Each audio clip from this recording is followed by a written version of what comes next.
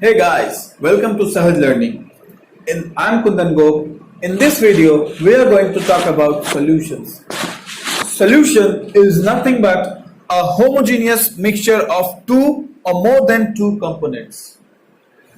More precisely, अगर हम बात करें एक सॉल्ट वाटर और एक सैंड वाटर, ये दो सिस्टम की अगर बात करें तो सॉल्ट वाटर में नमक पूरे वाटर में होमोजीनियसली मिक्स्ड हो जाता है, बट सैंड वाटर के केस में सैंड पूरे वाटर में होमोजीनियसली मिक्स्ड नहीं होता है। अगर हम देखें top portion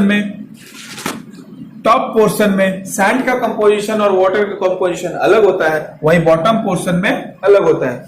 but in case of salt and water solution, हम किसी भी पोर्शन में उठा लें, हमें सेम टाइप का सॉल्यूशन मिलता है। ओके, अभी सॉल्यूशंस में दो कंपोनेंट होते हैं, पहला सॉल्वेंट और दूसरा सॉल्यूट। सॉल्यूशन का जो पोर्शन ज्यादा अवेलेबल है क्वांटिटी वाइज, उसे हम सॉल्वेंट बोलते हैं, और जो पोर्शन कम क्वांटिटी में है उसे सॉल्यूट बोलते हैं। सॉल्वेंट और सॉल्यूट के हिसाब से टोटल 9 टाइप्स के सॉल्यूशंस होते हैं। फर्दर अगर हम देखें तो gaseous solutions, liquid solutions and solid solutions. State wise gas solution जहां पे सॉल्वेंट गैस होते हैं, लिक्विड सॉल्यूशंस जहां पे सॉल्वेंट लिक्विड होते हैं, और सॉलिड सॉल्यूशन जहां पे सॉल्वेंट सॉलिड होते हैं। सॉल्यूट के हिसाब से gas solution, liquid gas solution and solid gas solution. ये इसी तरह से gas liquid, liquid liquid and solid liquid. Similarly gas solid, liquid solid and solid solid. तो इस हिसाब से देखें तो टोटल 9 टाइप्स ऑफ सॉल्यूशंस। और एग्जांपल वाइज अगर देखें हम, गैस का एग्जांपल क्या होगा? O2 plus N2। अगर N2 का क्वांटिटी ज्यादा है इधर तो N2 हमारा सॉल्वेंट, बट अगर O2 का क्वांटिटी ज्यादा है तो O2 सॉल्वेंट हो जाएगा। अभी हम सॉल्वेंट N2 को लेके चल रहे हैं। इस एग्जांपल में क्या है? N2 हमारा सॉल्वेंट है। तो क्लोरोफॉर्म लिक्विड गैस का example chloroform plus N2, camphor plus N2 solid gas का एग्जांपल हो गया। आगे बढ़ते हैं। गैस और लिक्विड, ये सॉल्यूशन जहां पे लिक्विड सॉल्वेंट है, इसका एग्जांपल है O2 इन वाटर, जहां पे O2 गैस सॉल्यूट और वाटर लिक्विड है। आगे लिक्विड में इथेनॉल प्लस वाटर, ये लिक्विड सॉल्यूशन का एग्जांपल है। अगर वाटर का क्वांटिटी ज्यादा है तो वाटर मेरा सॉल्वेंट एंड इथेनॉल यहां पे solute. Further glucose and water, glucose क्या रहता है? सॉलिड स्टेट में रहता है और वाटर लिक्विड स्टेट में। तो सॉलिड और लिक्विड सॉल्यूशन का एग्जांपल हो गया glucose in water. Similarly gas solid, जब सॉल्वेंट सॉलिड है और सॉल्यूट गैस है, तो एग्जांपल क्या होगा इसका? हाइड्रोजन इन पैलेडियम धातु। पैलेडियम धातु में जब हाइड्रोजन एब्जॉर्ब हो जाता है तो वो सिस्टम हो गया gas in solid. Liquid solid की बात करें तो जब सोडियम का क्वांटिटी ज्यादा है, सोडियम यहां क्या है? सॉलिड, और मरकरी क्या है? लिक्विड। तो जब सॉलिड ज्यादा है तो ये कौन सा एग्जांपल हो गया? ये हो गया लिक्विड सॉलिड मिक्सचर और सॉल्यूशन, सॉरी।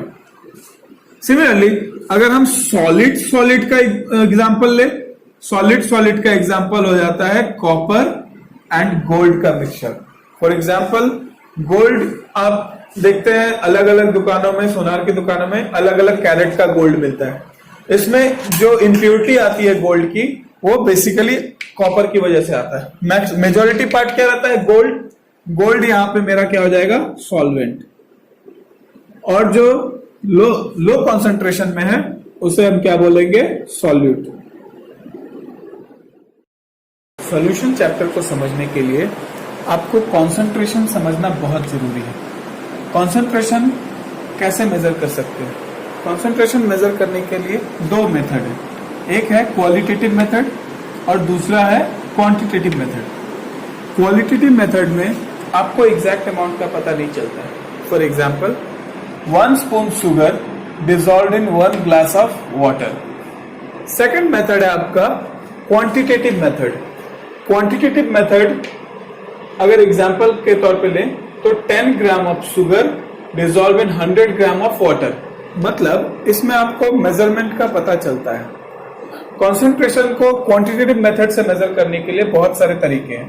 पहला तरीका है मास परसेंटेज, दूसरा volume percentage, third one is mass by volume percentage, next PPM या फिर parts per million, next one is mole fraction, further molarity and then molality. One by one सबको समझते हैं। पहला है mass percentage. Mass percentage is nothing but mass of a component divided by total mass of the solution. Example लेते हैं, 10% of glucose dissolve in water by मास। बोलने का मतलब क्या है? 10% ग्लूकोज और रेस्ट क्या है? वाटर 90%। अगर बाय मास बोल रहा है तो 10 ग्राम ग्लूकोज और 90 ग्राम वाटर। नेक्स्ट आता है आपका volume percentage. Volume percentage is nothing but volume of the component divided by total volume of the solution. इसका अगर एग्जांपल लें, 10% इथेनॉल इन वाटर, ये जो सॉल्यूशन है इसमें 10 ml इथेनॉल, अगर 100 ml का सॉल्यूशन है तो 10 ml इथेनॉल होगा और रेस्ट वाटर होगा 90 ml। Mass by volume percentage is nothing but gram of solute dissolve in 100 ml of solution. Next है parts per million. Parts per million is nothing but number of parts of the component divided by total parts of the solution into 10 to the power 6। अभी parts बोलने का मतलब यहाँ पे 3 veg से हम consider कर सकते हैं, या तो मास बाय मास कर सकते हैं पार्ट्स को, या फिर वॉल्यूम वॉल्यूम कंसीडर कर सकते हैं, या फिर मास वॉल्यूम भी कंसीडर कर सकते हैं। एक एग्जांपल से आपको समझाता हूं। जैसे 6 milligram of oxygen dissolve in 1000 gram of water. यहाँ पे मिलीग्राम, 6 मिलीग्राम एक बहुत ही छोटा क्वांटिटी है। इसे अगर हम पीपीएम में एक्सप्रेस करें तो कैसे एक्सप्रेस कर सकते हैं वो दिखाता हूं। 6 milligram of oxygen is nothing but 6 into 10 to the power minus 3 gram. 6 into 10 to the power minus 3 gram divided by 1000 gram of water. 1000 gram of water into 10 to the power 6. कहां से आया? इस फॉर्मूले से उठ के आया, 10 to the power 6। तो हमारा रिजल्ट क्या मिलता है? 6 ppm of O2। नेक्स्ट आता है मोल फ्रैक्शन। मोल फ्रैक्शन निकालने के लिए आपको पहले मोल्स कैसे निकालते हैं वो पता होना चाहिए। होपफुली आप जानते ही होंगे। मोल्स निकालने के लिए क्या है? Weight by molecular weight. Weight क्या है? यहाँ पे इथिलीन ग्लाइकोल के लिए हमने अज्यूम किया है, मान लो अगर सॉल्यूशन 100 ग्राम का है तो इथिलीन ग्लाइकोल कितना हो जाएगा? 20 ग्राम।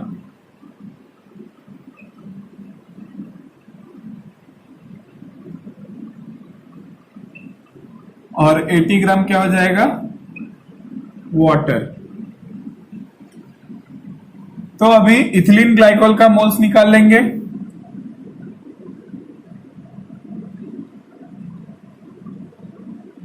इथिलीन ग्लाइकोल का मोल्स कितना होगा? वेट हमने अज्यूम किया 20, मॉलिक्यूलर वेट इथिलीन ग्लाइकोल का होता है 62। सिमिलरली वाटर का मोल्स निकालेंगे, कितना होगा? वेट है 80, मॉलिक्यूलर वेट कितना होता है? 18। अभी मोल फ्रैक्शन निकालना है तो इसे हम डिनोट करते हैं x से। Mole fraction of ethylene glycol is equals to ये अमाउंट यानी 20/62 divided by total moles 20/62 plus 80/18, इस तरीके से आपको मोल फ्रैक्शन पता चल जाएगी। नेक्स्ट आता है मोलैरिटी। मोलैरिटी क्या है? Moles of the solute dissolve in volume of the solution in litre. Molarity क्या है? Moles of the solute divided by volume of the solution in litres, moles per litre. Simply के लिए आपको simple तरीका बताता हूं, आप बस मोल्स ऑफ सॉल्यूट पे फोकस कीजिएगा और टोटल वॉल्यूम ऑफ सॉल्यूशन पे। पहले एक एग्जांपल लेता हूं, calculate molarity of solution containing 5 gram of NaOH in 450 ml solution. Okay, इसमें हमें मोल्स किसका निकालना है? पहले जो हमारा सॉल्यूट है, यहाँ सॉल्यूट कौन है? NaOH। तो पहला स्टेप है मोल्स निकालना, मोल्स ऑफ NaOH। ये कैसे निकालेंगे? NaOH का क्वांटिटी 5 ग्राम, ये क्या है? Weight, weight by molecular weight. Molecular weight कितना होता है NaOH का? 40। तो NaOH का मॉलिक्यूलर वेट कितना हो गया? 40। और ये नंबर ऑफ मोल्स कितना निकलेगा? कैलकुलेट करेंगे तो 0.125 आएगा। ओके, नेक्स्ट आता है वॉल्यूम इन लीटर। वॉल्यूम किसका? सॉल्यूशन का। तो volume of solution in litre, ये कितना होगा? अभी तुम आपके पास जो वॉल्यूम दिया हुआ है वो ml में दिया हुआ है, 450 ml। तो अब इसको कन्वर्ट कर लेंगे लीटर में। ml को लीटर में कन्वर्ट करना है तो क्या करेंगे? 1000 से डिवाइड करेंगे, ये हमें देगा 0.45 लीटर। ओके, अब क्या बचता है? बस मोलैरिटी का फॉर्मूला में पुट कर दो आप। मोलैरिटी का फॉर्मूला क्या है? मोल्स पर लीटर, बोले तो moles of solute bye litre of solution, volume of solution in litre. Okay, यानी आपने मोल्स तो पहले निकाल लिया, मोल्स कितना था? 0.125, और वॉल्यूम कितना निकाला? 0.45। तो मोलैरिटी क्या आ जाएगी आपकी?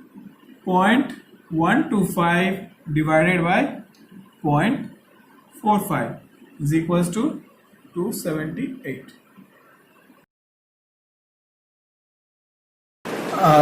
आखिरी टर्म बचता है मोलैलिटी। मोलैलिटी बाय डेफिनेशन क्या है?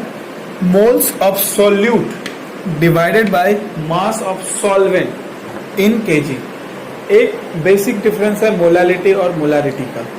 जब हम मोलैरिटी की बात करते हैं तो बेस में volume of solution in litres आता है, बट जब हम मोलैलिटी की बात करते हैं बेस में mass of solvent in KG आता है। ओके, एग्जांपल से समझते हैं। Calculate molality of 2.5 gram of ethanoic acid in 75 gram of benzene. हमें इधर अमाउंट दिया हुआ है इथानोइक एसिड का। पहला काम क्या है? Moles of solute. Moles of solute निकालने के लिए क्या करेंगे हम? मोल्स ऑफ CH3COOH निकालने के लिए क्या करने के पहले? Weight 2.5 gram by molecular weight. CH3COOH का मॉलिक्यूलर वेट कितना होता है? 60। ओके, इसे डिवाइड करने के बाद हमें मिलेगा 0.0417। ओके, ये क्या मिला? Number of moles of ethanoic acid. Next क्या चाहिए हमें? बॉटम में mass of solvent. Mass of solvent यहाँ पे क्या है? बेंजीन। बेंजीन का मास कितना दिया हुआ है? 75 ग्राम। बट हमें ग्राम नहीं चाहिए, हमें क्या चाहिए? इन केजी। तो पहले सॉल्वेंट को हम केजी में कन्वर्ट कर लेंगे। तो मास ऑफ सॉल्वेंट क्या है? 75 ग्राम केजी में कन्वर्ट करने के लिए हमें 1000 से डिवाइड करना पड़ेगा, तो 0.075 ये क्या मिल गया केजी। दो टर्म्स चाहिए था हमें, वो दोनों मिल गया। पहला क्या था, moles of solute divided by mass of solvent in KG, तो हमें मोलालिटी मिल गया। मोलालिटी क्या हो गया, मोल्स 0.0417 डिवाइडेड बाय मास 0.075, ये आपका आंसर आ जाएगा 0.556 molal. So guys, this was the basics of solution. अगर अच्छा लगा वीडियो तो इसे लाइक करें, शेयर करें और चैनल को सब्सक्राइब करना ना भूलें। मिलते हैं अगले वीडियो में, which would be a continuation of this chapter. Till then, tata, bye bye, take care and stay safe.